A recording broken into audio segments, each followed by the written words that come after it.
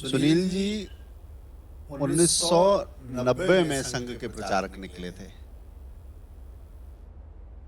और विज्ञान में निष्णात हैं, विज्ञान के विद्यार्थी रहे हैं और उसके साथ सामाजिक विज्ञान कैसे ठीक रहे इसके लिए आप गहरा काम कर रहे हैं। एक साइंस का स्टूडेंट ह्यूमैनिटी के लिए काम कर रहा है, ऐसे सुनील जी हमारे साथ हैं, तो जोरदार तालियां सुनील जी के लिए।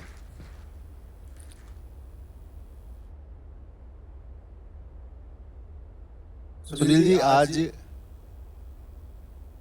जैसा मैंने कहा था, ये मकर संक्रांति का पर्व भी है और पत्रकारिता का भी एक पर्व है, आप इसे कैसे देखते हैं? सबसे प्रारंभ में तो मैं आज पांचजन्य के इस 75 वर्ष पूर्ण होने पर मैं बहुत सारी शुभकामनाएं देता हूं। पांचजन्य के इतिहास के बारे में तो यहाँ काफी कुछ पहले ही कहा गया, लेकिन एक बात मैं जरूर कहूंगा कि निष्ठा के साथ इतने लंबे समय तक अपनी पत्रकारिता की धारा को बना के रखना, ये अपने आप में जब हम इधर उधर देखते हैं तो ध्यान में आता है कि ये अपने आप में पांचजन्य की बहुत बड़ी उपलब्धि है और इसके लिए ये अभिनंदनीय है। क्योंकि कार्य प्रारंभ तो होते हैं, परंतु कई संकटों के बाद भी उसी निष्ठा के साथ चलते रहना ये बहुत कठिन है। और आज आप पांचजन्य के संपादक है, तो मैं उस सारी यात्रा के आज आपने धुरी संभाली है, तो मैं उन सबके लिए आपके माध्यम से बधाई और उनको नमन करना चाहता हूं कि जिन्होंने इस राष्ट्रीयता की धारा को लगातार लंबे समय तक चला के रखा है। देखिए, ऐसा है, मैं थोड़ा पर्व की बात करता हूं। आज मकर संक्रांति का दिन है और लोहड़ी, पोंगल, बिहू, ऐसे कई नामों से पूरा देश इसको मनाता है। आज उस निमित्त आप सबको मैं शुभकामना देता हूं। हमारे जितने पर्व है वो पर्वों को अगर हम देखेंगे तो वो अपने आप में विशेष है। मतलब हमारी राष्ट्र और राष्ट्रीयता की पहचान से वो जुड़े हैं। अगर मैं भारत की बात कहूं तो भारत मतलब क्या है? भारत मतलब सबको जोड़ने वाला, सबकी चिंता करने वाला, अपने आप में अपनी समृद्धि भी इसलिए करने वाला कि जिसके कारण मैं सबकी चिंता कर सकूं, वो भारत है।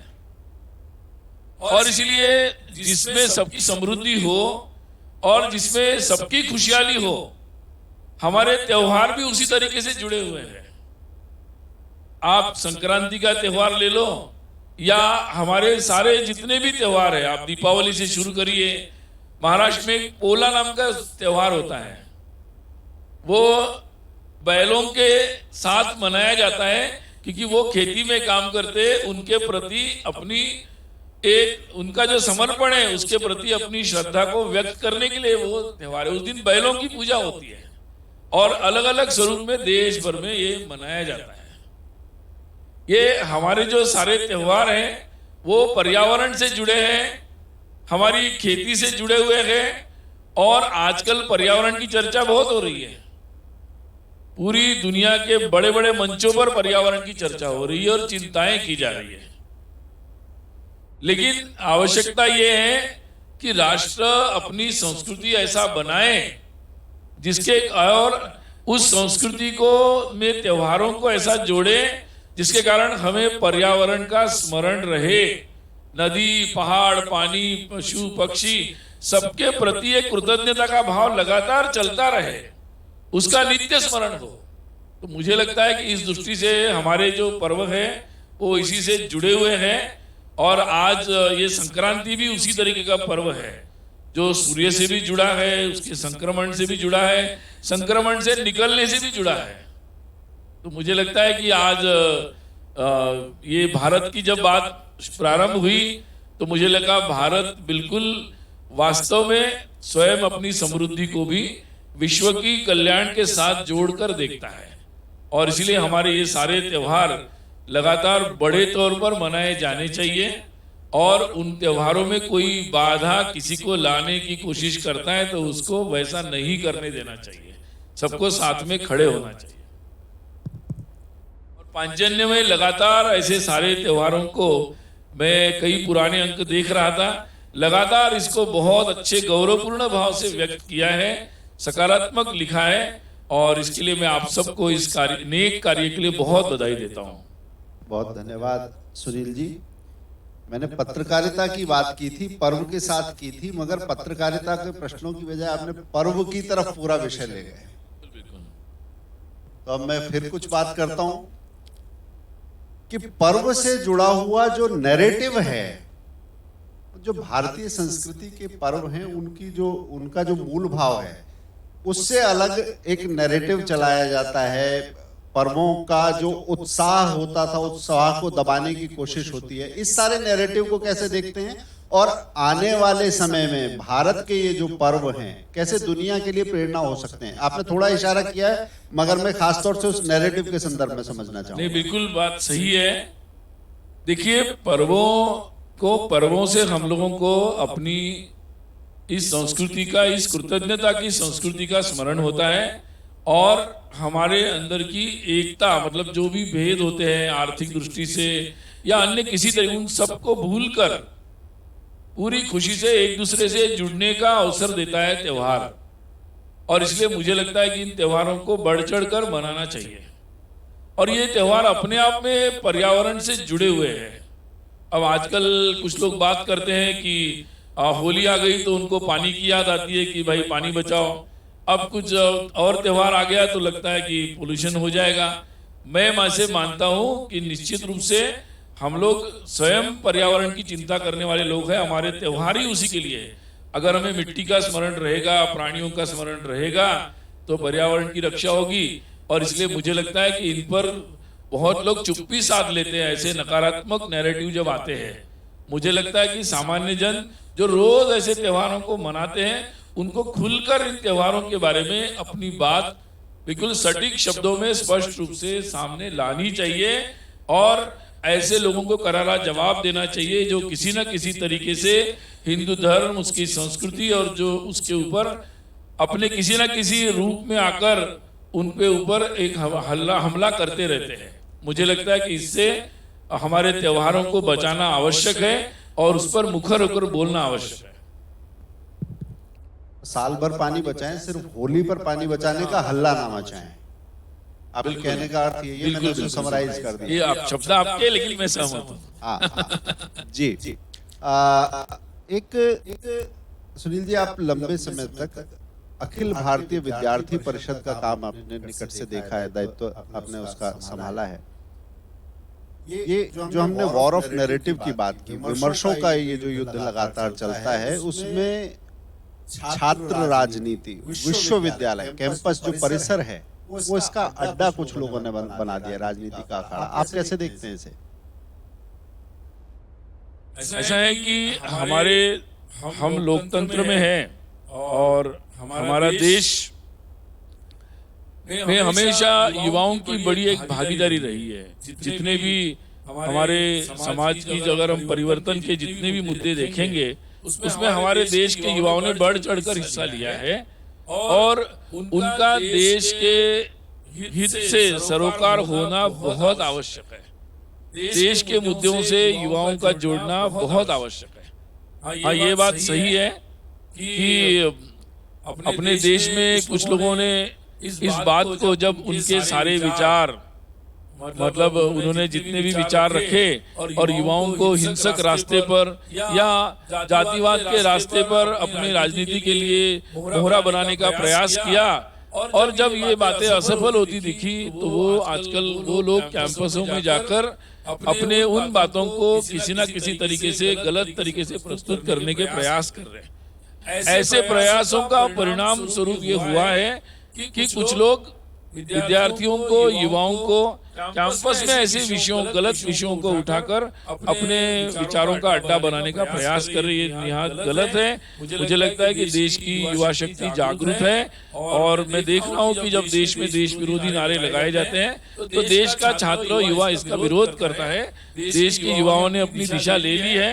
वो देश के विकास देखना चाहते हैं, देश को एक सुजलाम सुफलाम देखना चाहते हैं और देश की सुरक्षा में, देश के हित में वो खड़े होना सीख गए हैं। तो मुझे लगता है कि ये एक बहुत ही अच्छा समय चल रहा है जब पूरे युवाओं के अंदर ये संकल्प है और मुझे नहीं लगता कि जो लोग ऐसे गलत दिशा में युवाओं को वर्गलाना चाहते हैं उनके इरादे किसी तरीके से सफल हो पाएंगे। इरादे लगातार प्रहार तो वो करते ही रहते हैं और आज जब पांचजन्य के 75 वर्ष है, ये देश अमृतोत्सव मना रहा है। एक प्रश्न और जो संघ से बार बार पूछा जाता है, 75 वर्ष हुए, स्वतंत्रता मिली, इस देश की आजादी में, इस स्वतंत्रता में संघ का सहभाग आप कैसा देखते हैं?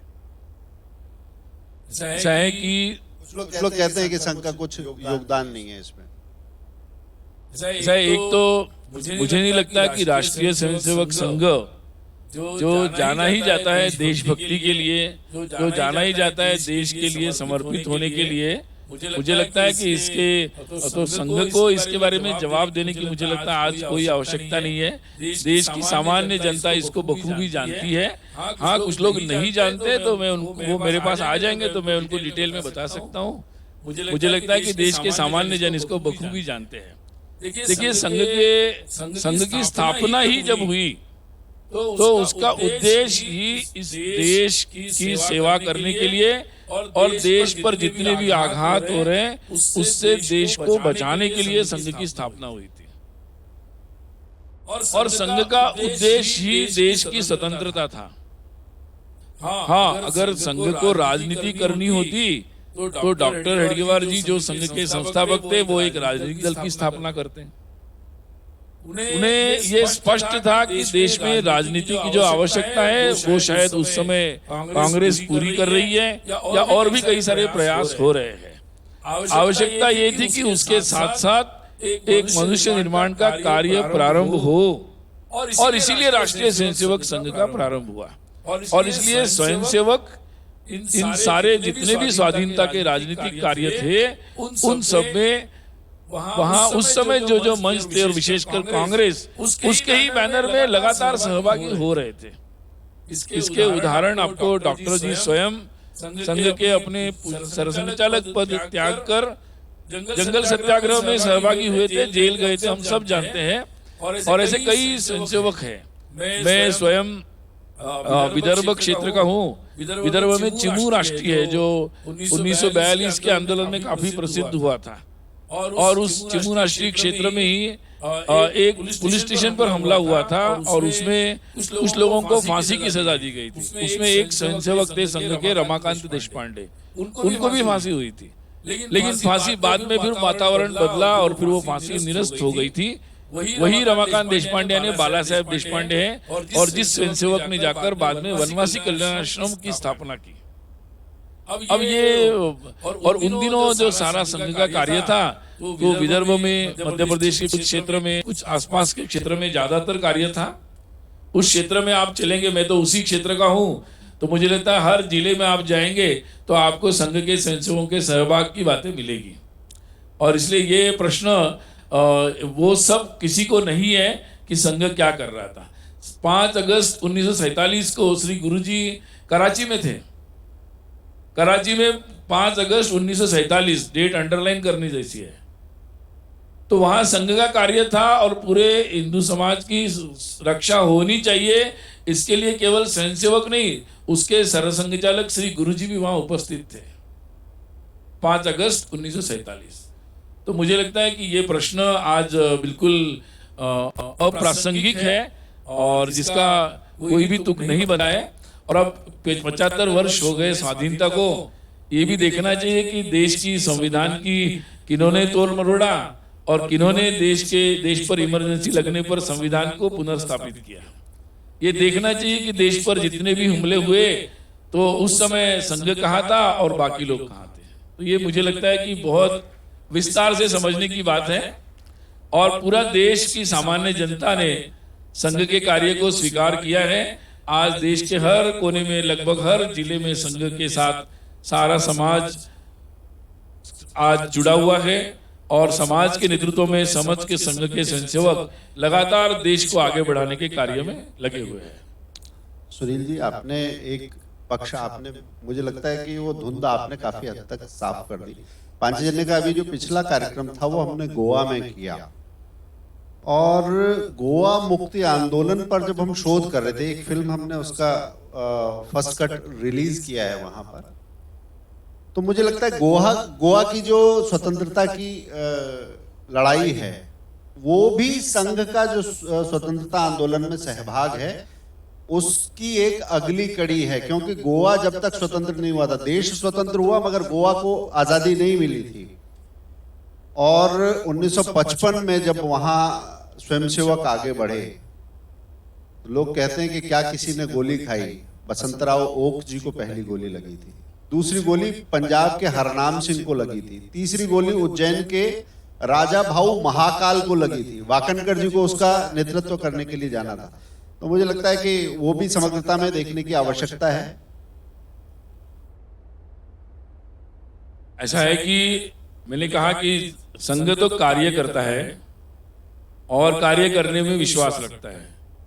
ये राजनीतिक तरीके से बार बार इन बातों के जवाब देने में संघ ज्यादा विश्वास नहीं करता है।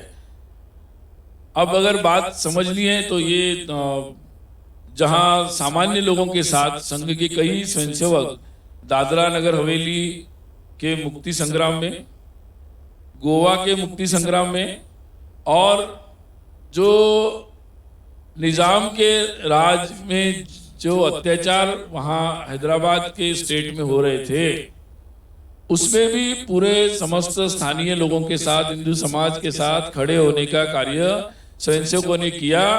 इसकी एक बहुत बड़ी गाथा है और बहुत सारे आपने कुछ नाम लिए हैं और ऐसे बहुत सारे नाम हर आंदोलन के हैं। ये सब बातें इतिहास में दर्ज है।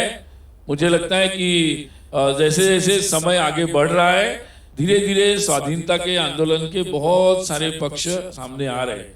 ये बात केवल संघ की नहीं है, हमारे देश में ये बात उठाई गई कि स्वाधीनता जो है वो तो कुछ ही लोगों के कारण स्वाधीनता मिल गई। बहुत सारे ऐसे लोग हैं, अनगिनत लोग हैं कि जिनको हम अनसंग कह सकते, जिनको बारे में उल्लेख ही नहीं हुआ। ऐसे बहुत सारे लोग हैं, केवल संघ के स्वयंसेवक नहीं, बहुत सारे लोग हैं। बड़े बड़े नेताओं को भी इस प्रताड़ना का सामना करना पड़ा है। सुभाष चंद्र बोस जी के बारे में हम समझ सकते हैं। ऐसे बहुत सारे लोग हैं, कई सारे जनजाति नेता हैं। अभी हमें पता नहीं था कि मणिपुर के राजा को भी स्वाधीनता आंदोलन के कारण अंडमान में भेजा गया था और उनको जेल में वहां रखा गया। ये बहुत सारे अनकहे और जानबूझकर जिनको अंडरमाइन किया गया, छुपाया गया, ऐसे बहुत सारे स्वाधीनता के आंदोलन के पहलू है।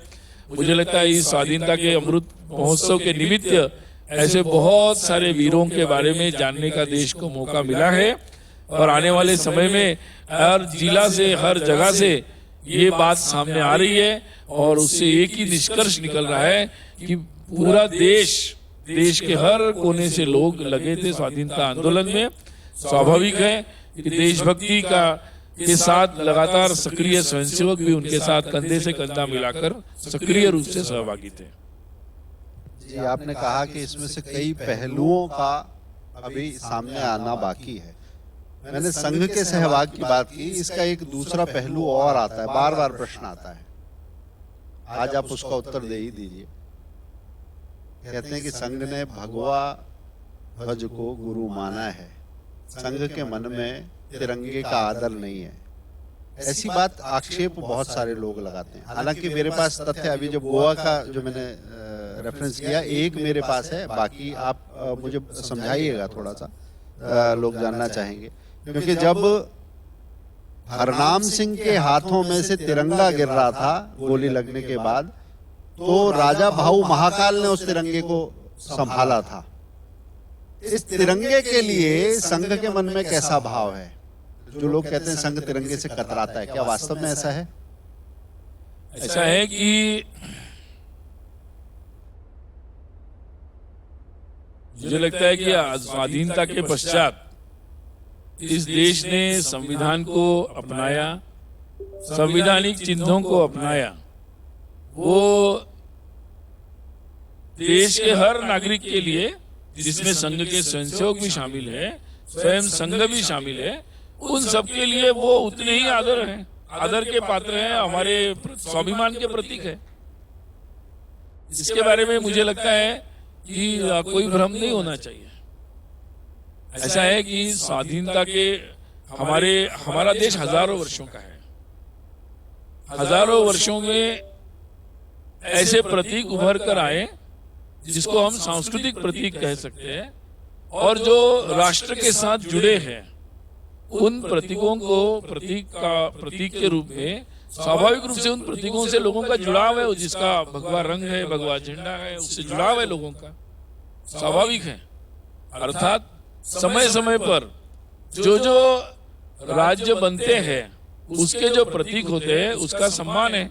और इसलिए स्वाधीनता के जब संविधान बन रहा था उसके पूर्व बहुत सारे कांग्रेस ने कितने झंडे अपनाए थे, एक के बाद एक, दो, तीन, बहुत सारी चर्चाएं हो रही थी। तो झंडा जब तक अंतिम नहीं हुआ तब तक बहुत सारे राष्ट्रीय झंडों के बारे में चर्चा हुई थी, सभी लोग उसमें सहभागी थे।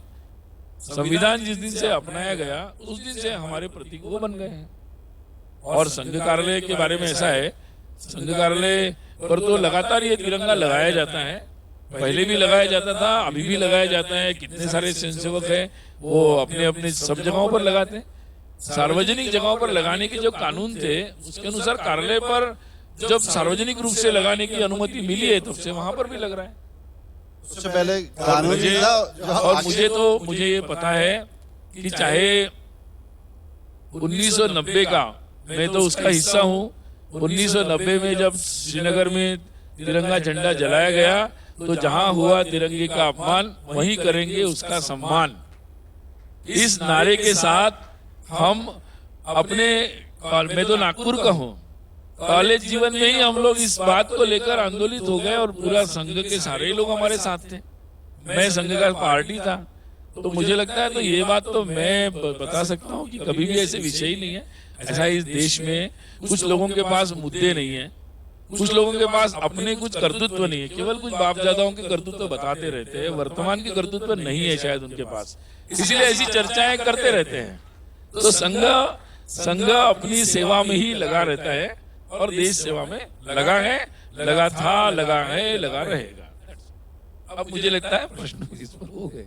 नहीं, मुझे आपकी जो अंतिम पंक्ति है प्रश्न वहीं से है, लगा था, लगा है, लगा रहेगा। आपने किताब लिखी है RSS road map for 21st century, तो पांचजन्य के 75 वर्ष हुए, संघ के 100 वर्ष होने वाले हैं भविष्य, क्योंकि संगठन की यात्रा संगठन के तौर पर 100 वर्ष की सरल नहीं होती, सहज नहीं होती। कैसी ये यात्रा है और आगे का रास्ता कैसा है?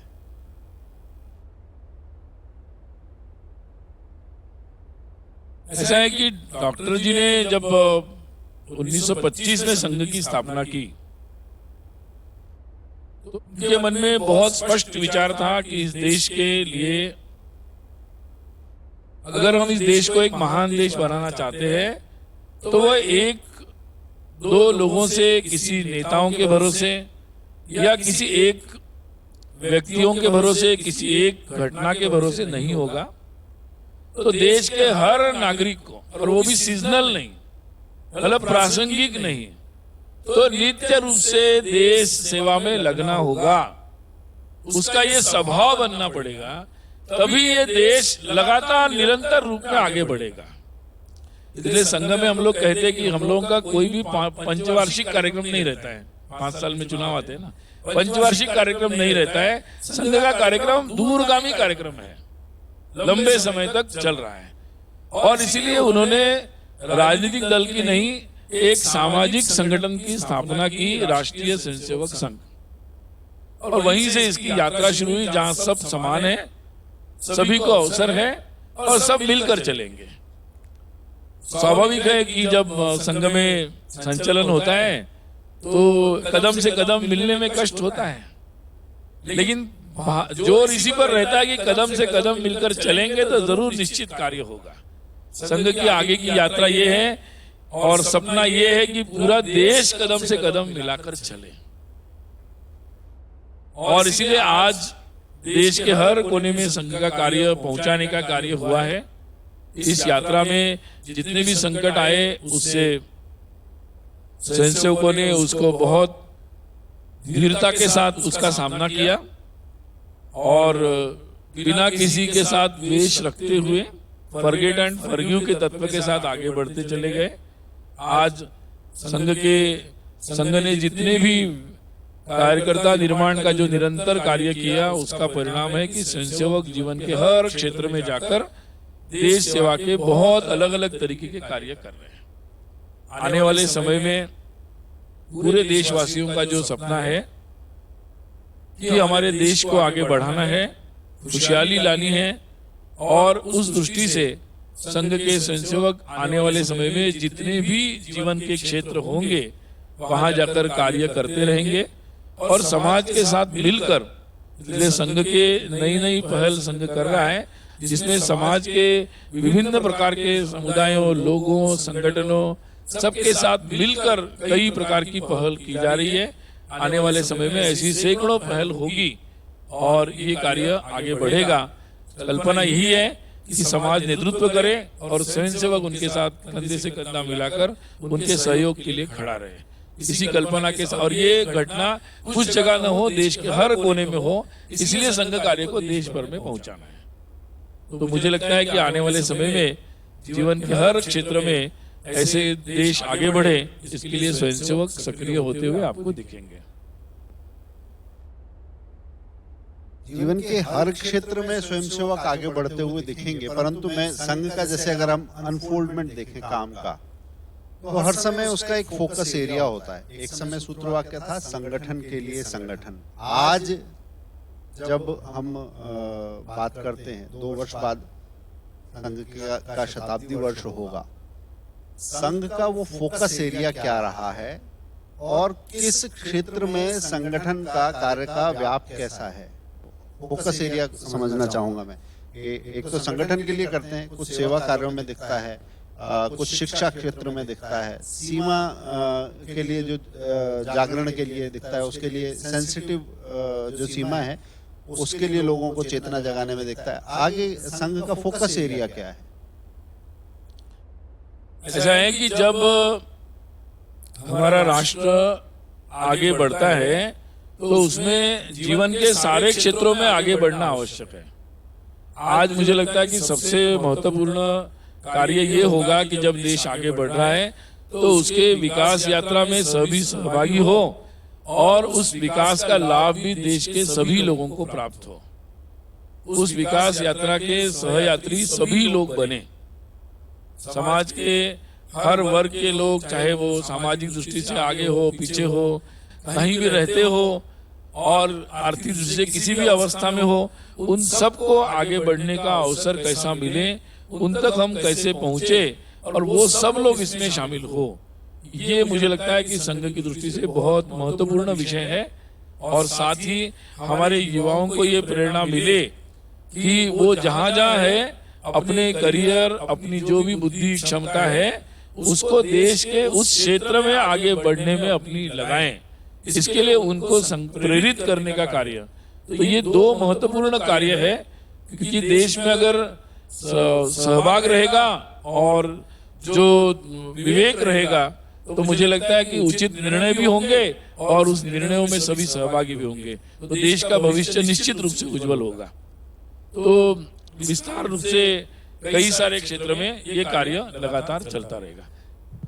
आपने सहभाग की बात की, मैं एक प्रश्न और जानना चाहूंगा कि सामाजिक क्षेत्र में एक तकनीक का प्रभाव, संघ से बाकी सब चीजों की बात करी जाती है, तकनीकी क्षेत्र की बात नहीं करी जाती। जैसे तकनीकी कंपनियां आज लोकतंत्रों को प्रभावित कर रही हैं, लोगों की राय को प्रभावित कर रही हैं, चुनी हुई सरकारों को प्रभावित कर रही हैं, और इतना ही नहीं, समाज का एक वर्ग जो है वो तकनीक में खुद को पिछड़ा हुआ, उपेक्षित या अलग भी महसूस कर सकता है, उसका तकनीकी ज्ञान ज्यादा नहीं है। तो तकनीक के साथ कदम ताल को समाज का भी और संघ का, उसको आप कैसे देखते हैं? तकनीक के इंटरवेंशन को आप कैसे देखते हैं?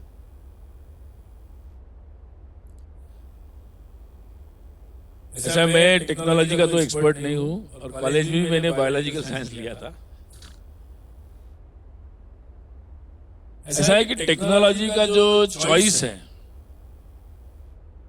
वो चॉइस ऑफ टेक्नोलॉजी, हम कौन सी तकनीकी लेंगे, इसका निर्णय महत्वपूर्ण है, क्योंकि तकनीकी तो हर तरह की आ रही है।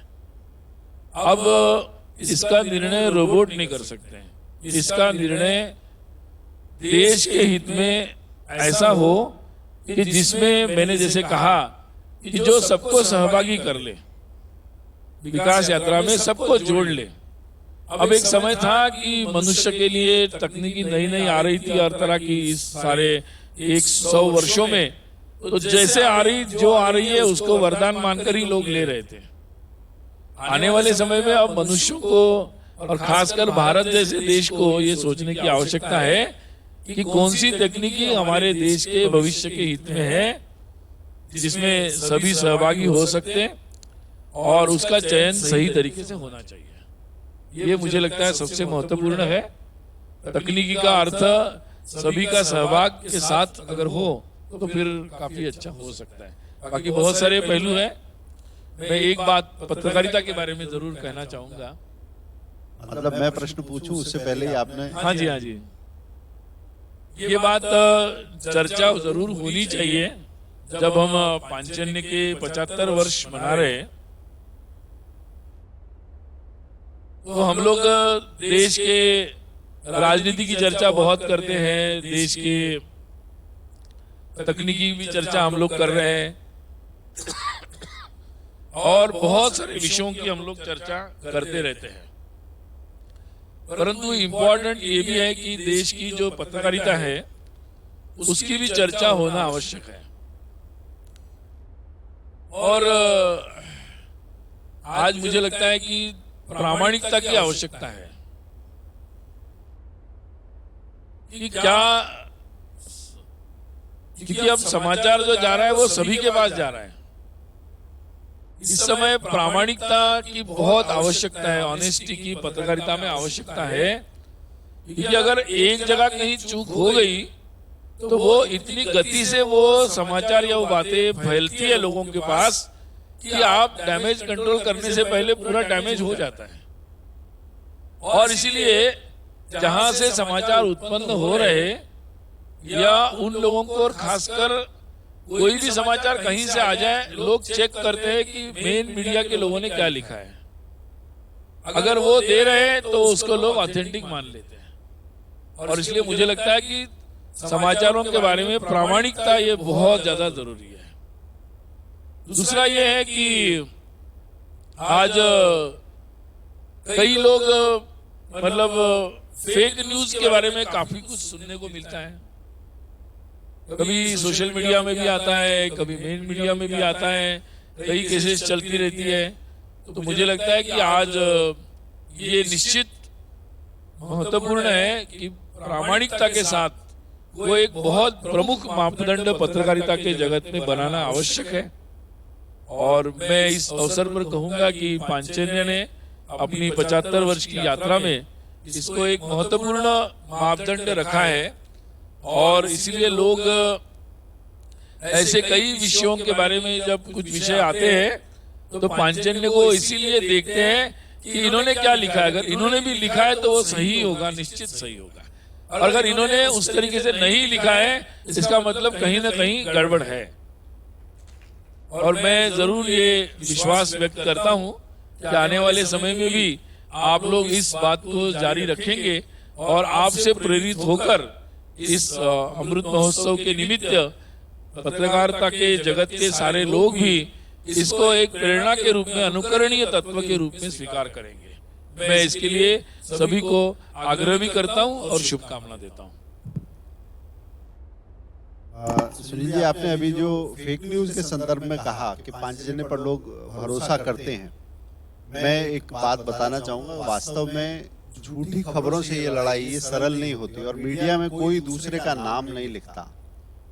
पिछले 6 साल 7 साल हमने एक स्तंभ चलाया नारद के नाम से, जिसमें मीडिया में ऊंचे पदों पर बैठे हुए लोग हमारे लिए कंट्रीब्यूट करते हैं, कोई नाम नहीं लेता और हम किसी को पैसा नहीं देते, मगर मीडिया में कहां गड़बड़ हो रही है वो बात पांचजन्य ताल ठोक कर लिखता है।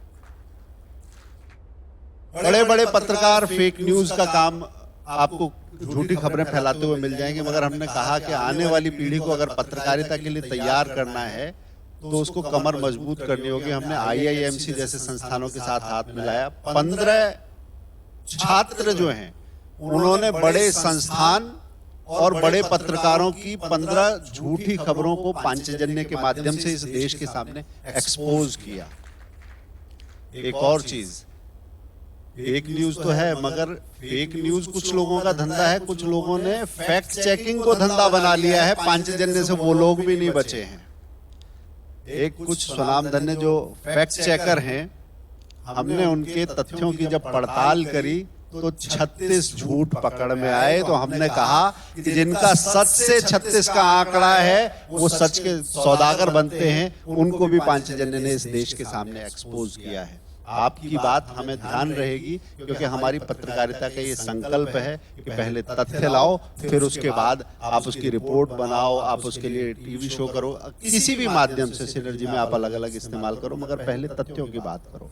सुनील जी, आपने अपने अति व्यस्त समय में से ये समय निकाला है, मुझे पता है कि आपकी यात्रा है, शेड्यूल है, और